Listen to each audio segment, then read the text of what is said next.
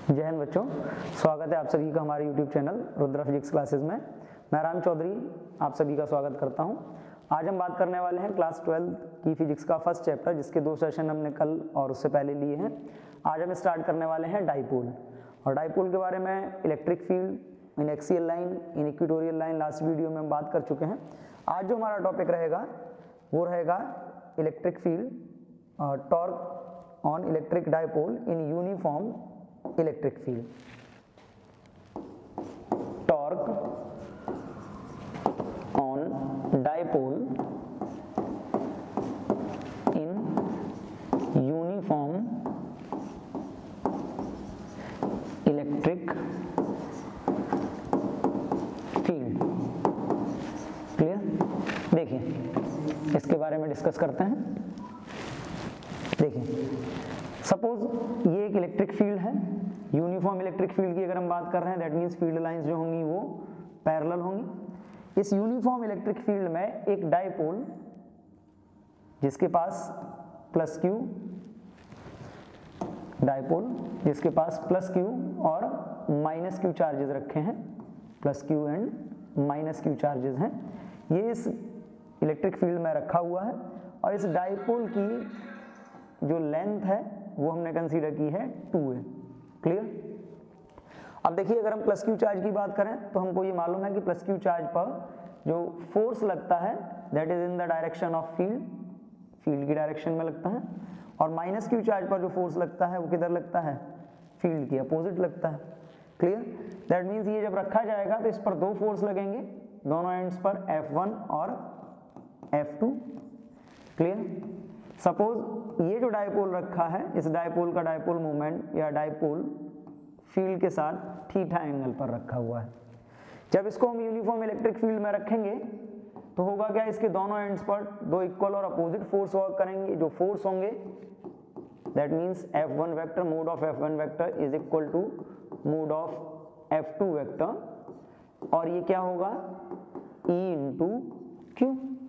क्योंकि सिंपली हमने फॉर्मूला पढ़ा हुआ है इलेक्ट्रिक फील्ड का, क्या होता है? इलेक्ट्रिक फील्ड इज इक्वल होता है फोर्स अपॉन चार्ज। यहाँ पर हमने ये रखा तो इस पर 2 इक्वल और अपोजिट फोर्स लगते हैं। और देखिए, हमने 11th में पढ़ा हुआ है, जब किसी सिस्टम पर 2 इक्वल और अपोजिट फोर्स वर्क करते हैं तो वो एक कपल का फॉर्मेशन करते हैं। और कपल की जो बेसिक प्रॉपर्टी होती है वो क्या होती है? कपल डाइपोल को फील्ड की डायरेक्शन में रोटेट करने के लिए ट्राई करता है। तो जब ये इस पर कपल ऑफ फोर्स जनरेट हो जाएगा तो ये क्या होगा? ये डाइपोल फील्ड की डायरेक्शन में रोटेट करेगा, और जब ये रोटेट करेगा then it is called torque. हमने पढ़ा हुआ है whenever 2 equal and opposite forces are working on any object and it will rotate then it is called torque। तो इसमें हमको टॉर्क फाइंड करना है। सिंपली फोर्स आया कितना? E into Q. और जब हम इस पर टॉर्क की बात करेंगे तो हमने फॉर्मूला पढ़ा हुआ है, टॉर्क इज इक्वल होता है force into perpendicular distance. Clear? अगर हम यहां पर बात करते हैं टॉर्क की, तो टॉर्क फोर्स का फॉर्मूला क्या आया है? Force is equal E into Q into perpendicular distance की हम बात करते हैं। तो देखिए, परपेंडिकुलर डिस्टेंस है क्या?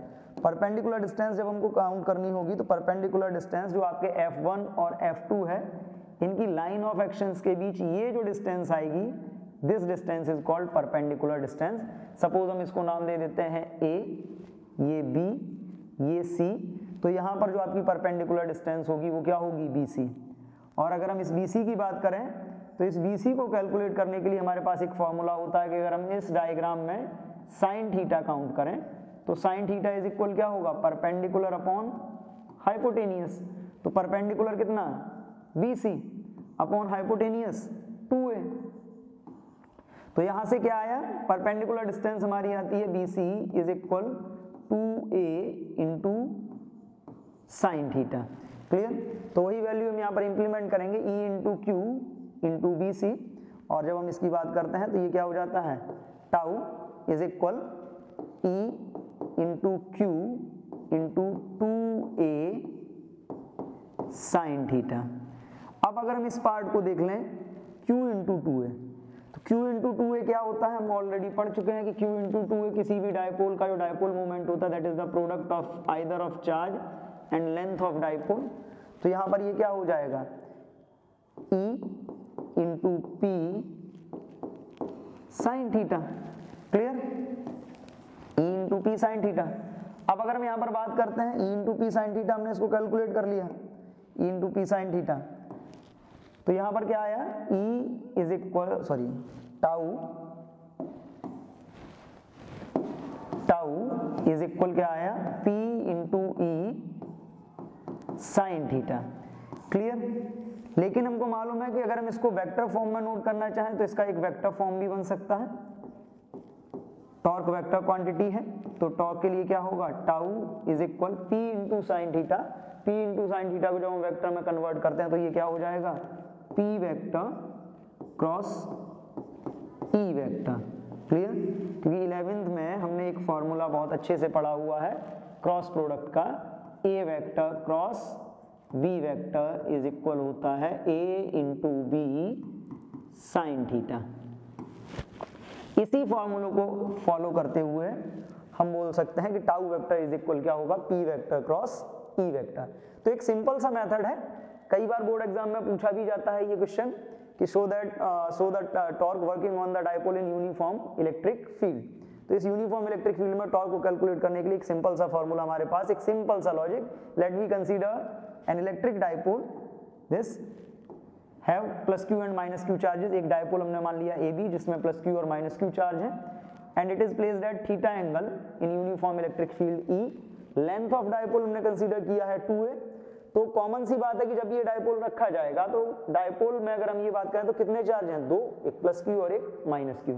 ये प्लस क्यू और माइनस क्यू जब इस इलेक्ट्रिक फील्ड में आएंगे तो इन पर फोर्स लगेगा। मान लीजिए ये F1 लग रहा है, इस पर फोर्स लग रहा है F2। जब दोनों पर इन पर फोर्स लगता है तो होता क्या है कि जब इन पर फोर्स लगेगा तो एक कपल का फॉर्मेशन होगा, ये रोटेट करेंगे और टॉर्क जनरेट हो जाएगा। ये टॉर्क इसको फील्ड की डायरेक्शन में रोटेट करने का ट्राई करता है। हमने टॉर्क का फॉर्मूला फाइंड किया, क्या आया, P into E sine theta, या फिर हम इसको वेक्टर फॉर्म में अगर डिनोट करें तो tau vector is equal P vector cross E vector. Clear, आगे बढ़ते हैं। इसके बाद जो हमारा टॉपिक आता है इस चैप्टर में, that is the potential energy, that is potential, that is potential energy of dipole in uniform electric field. Clear, अब देखिए potential energy of dipole in uniform electric field, हम पोटेंशियल एनर्जी को calculate करने वाले हैं। Potential energy के लिए देखिए सिंपली कि कोई भी डाइपोल, ये यूनिफॉर्म इलेक्ट्रिक फील्ड है, इस यूनिफॉर्म इलेक्ट्रिक फील्ड में हमने एक डाइपोल कंसीडर किया हुआ है। डाइपोल मान लीजिए ये रखा हुआ है एक डाइपोल, और इस डाइपोल का जो एंगल है इस फील्ड के साथ मान लीजिए थीटा है। जब इसमें ये रखा जाएगा डाइपोल के चार्ज प्लस क्यू और माइनस क्यू, जब इसको रखेंगे तो क्या होगा, इस पर टू इक्वल और अपोजिट फोर्स वर्क करेंगे। ये भी हमने जैसे देखा, इक्वल और अपोजिट फोर्स वर्क करेंगे तो ये क्या होगा, ये डाइपोल फील्ड की डायरेक्शन में रोटेट करेगा और फील्ड में की डायरेक्शन में अलाइन हो जाएगा। हमको इसकी पोटेंशियल एनर्जी फाइंड करनी है। तो देखिए सिंपली 11 से हम एक कॉन्सेप्ट पढ़ते आए, किसी भी सिस्टम में जो वर्क डन होता है वही वर्क डन उसकी एनर्जी में कन्वर्ट हो जाता है। तो यहाँ पर भी जब ये डाइपोल रोटेट होगा तो रोटेशन के टाइम पे जो वर्क डन होगा that work done will be converted in the form of potential energy, और वो सिस्टम में पोटेंशियल एनर्जी के फॉर्म में स्टोर हो जाएगा। सपोज मान लीजिए ये डाइपोल रोटेट करता है और एक स्मॉल एंगल पर रोटेट करता है, फ्रैक्शन मान लीजिए ये डी थीटा एंगल रोटेट कर जाता है। अगर ये डी थीटा रोटेट करता है तो होगा क्या, वर्क डन की अगर हम बात करें, work done in rotating dipole, rotating dipole, ठीक है। डाइपोल को रोटेट करने में वर्क डन कितना होता है, हमने फॉर्मूला पढ़ा हुआ है। रोटेशनल मोशन में वर्क डन इज इक्वल होता है integration θ1 to θ2 tau into D theta. θ1 and θ2 क्या है, इनिशियल और फाइनल पोजीशन है। जब डाइपोल को रोटेट किया गया इनिशियली जो अलाइनमेंट था θ1 था, फाइनली जब हमने स्टॉप किया तो उसका θ2 था। तो अगर हम यहाँ पर फाइंड करें तो क्या होगा, टाउ की वैल्यू हम ऑलरेडी फाइंड कर चुके हैं कि टाउ क्या होता है, torque, torque is equal P into E sine theta, ठीक है, P into E sine theta. अगर हम इसमें वैल्यू इसकी प्लेस कर लेते हैं तो ये क्या होगा, W is equal integration θ1 to θ2 P into E sine theta into D theta. अब यहाँ पर देखिए sine theta into D theta integration के अंदर रहेगा, P और E as a constant term integration से बाहर आ जाएंगे। Integration θ1 to θ2 sine theta into D theta. Sine theta into D theta का इंटीग्रेशन ऑलरेडी हमको मालूम है क्या होता है, minus cos theta, limits are from θ1 to θ2, clear. अगर हम इसकी लिमिट को इसमें इंप्लीमेंट करते हैं तो क्या होगा, W इज इक्वल ये P इंटू ई क्या हो जाएगा, माइनस कॉस θ2 कॉस θ2, और देखिए माइनस और ये माइनस ऑलरेडी है तो इसमें क्या हो जाएगा प्लस, या एक बार को समझ लेते हैं क्या होगा, माइनस इस तरीके से हम नोट कर सकते हैं, minus cos θ2 minus minus cos θ1, clear. W is equal P into E, इसको जब हम सॉल्व करेंगे तो ये आपका क्या आएगा, कॉस माइनस इंटू माइनस ये प्लस हो जाएगा θ1 माइनस कॉस θ2। बेसिकली ये आ गया work done in rotating the dipole, जब हम डाइपोल को θ1 से θ2 तक रोटेट कराते हैं। हमको पोटेंशियल एनर्जी फाइंड करनी है, तो अगर हम पोटेंशियल एनर्जी की बात करें तो पोटेंशियल एनर्जी हम किस कंडीशन में निकालते हैं, पोटेंशियल एनर्जी जब हम निकालेंगे तो जो θ1 होगा, θ1 को हम क्या मानते हैं, θ1 इज इक्वल 90 डिग्री। हम ये मानते हैं कि जब हमने रोटेशन स्टार्ट किया एट दैट टाइम ये 90 डिग्री पर था, पोटेंशियल एनर्जी इसकी 0 थी। 90 डिग्री से हम इसको कितना रोटेट करा के ला रहे हैं, θ2 इज इक्वल थीटा तक। अगर ये कंडीशंस हम इसमें अप्लाई कर लें तो जब इन कंडीशंस को हम अप्लाई करते हैं तो इनको अप्लाई करने पर क्या होगा वो देखिए, अप्लाई करेंगे then W is equal P into E cos, sorry जब हम इसको अप्लाई कर लेंगे तो क्या होगा, यहाँ पर जब हम बात करते हैं तो ये हो जाएगा आपका U is equal P into E cos 90 minus cos theta. Cos 90 की वैल्यू 0 होती है तो क्या हो जाएगा, U is equal P into E minus cos theta, that means U is equal minus P E cos theta. तो कितना आया energy, U is equal minus P E cos theta. और अगर हम इसको चाहें तो इसको भी हम वेक्टर्स में रिप्रेजेंट कर सकते हैं।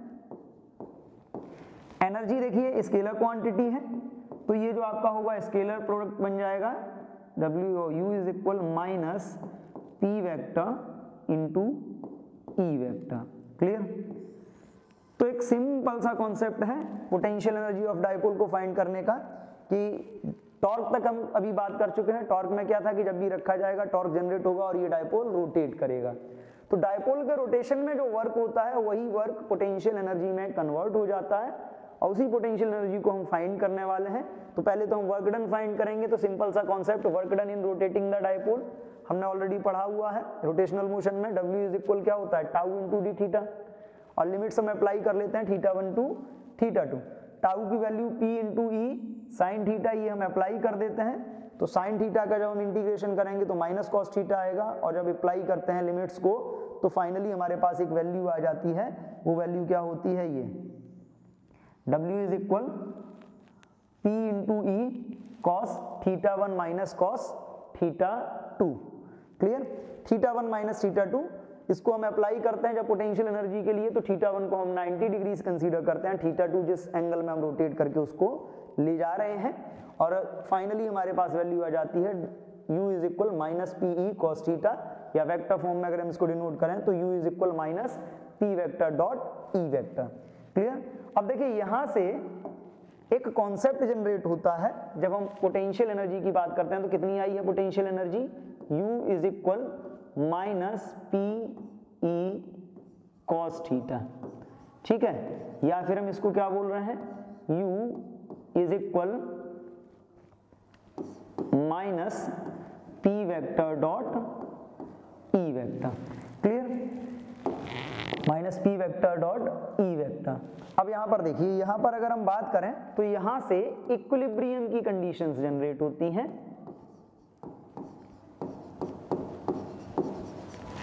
इक्विलिब्रियम ऑफ डाइपोल, ठीक है, इक्विलिब्रियम ऑफ डाइपोल की जब हम बात करते हैं, इक्विलिब्रियम ऑफ डाइपोल, तो अब देखिए इक्विलिब्रियम ऑफ डाइपोल के लिए कंडीशंस क्या होंगी एनर्जी की। नंबर 1 अगर हम बात करें तो फर्स्ट कंडीशन होगी मैक्सिमम एनर्जी। डाइपोल जब अपने अलाइनमेंट में आएगा या डाइपोल जब रोटेट करेगा तो एक कंडीशन आएगी मैक्सिमम एनर्जी की। और देखिए मैक्सिमम एनर्जी की जब हम बात करते हैं तो मैक्सिमम एनर्जी कब होती है डाइपोल की, जब थीटा इज इक्वल क्या होगा, theta is equal 180 degree, 180 degree. Clear, theta is equal जब 180 डिग्री हो जाएगा तो क्या होगा, यहां पर अगर हम बात करते हैं तो यहां पर जो आएगा आपका u is equal minus P E cos 180 degree. जब कॉस 180 डिग्री आएगा तो ये मैक्सिमम की जो कंडीशन आएगी वो आएगी u maximum is equal p into E. Clear, ये जो आपकी कंडीशन होगी। क्लियर, सेकंड की अगर हम बात करें तो देखिए सेकंड क्या है, सेकंड कंडीशन जो है आपका वो मिनिमम एनर्जी, मिनिमम एनर्जी। अब देखिए मिनिमम एनर्जी क्या होगा, मिनिमम एनर्जी के लिए जो आपका थीटा होगा वो 0 डिग्री रहेगा। थीटा 0 डिग्री होने का मतलब क्या है, u is equal minus P E cos 0।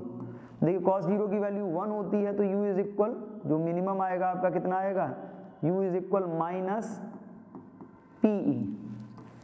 Third condition इसमें एक और हो सकती है, क्या हो सकती है, that is reference point. Reference point, reference point का मतलब होता है जीरो एनर्जी।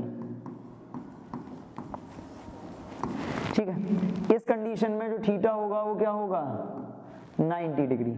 थीटा 90 डिग्री होने का मतलब क्या है, u is equal minus P E cos 90 और u इज इक्वल क्या होगा 0। तो u की हमको 3 वैल्यूज मिल रही हैं, एक मैक्सिमम, एक मिनिमम और 0। देखिए जब ये अपने मैक्सिमम एनर्जी लेवल में होगा it is called unstable equilibrium.